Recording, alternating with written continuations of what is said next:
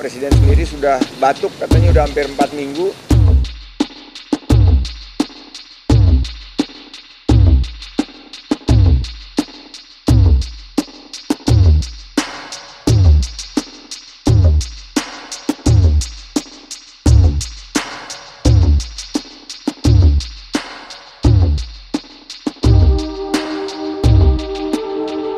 Presiden minta dalam waktu 1 minggu, ini ada langkah konkret karena Presiden sendiri sudah batuk, katanya udah hampir 4 minggu.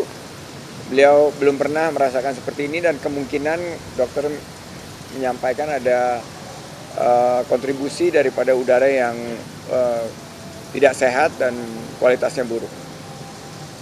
Dan tadi rapat menyetujui langkah-langkah konkret secara spesifik untuk memperbaiki kualitas udara Jakarta karena kalau kita lihat Beijing berhasil melakukan itu dan saya sangat yakin dengan kolaborasi pemerintah daerah, dunia usaha kita bisa juga memperbaiki kualitas udara di Jakarta karena sangat berdampak secara jangka panjang terhadap kesehatan masyarakat.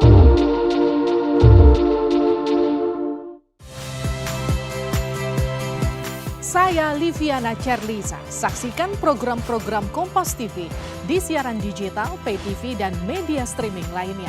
Kompas TV, independen, terpercaya.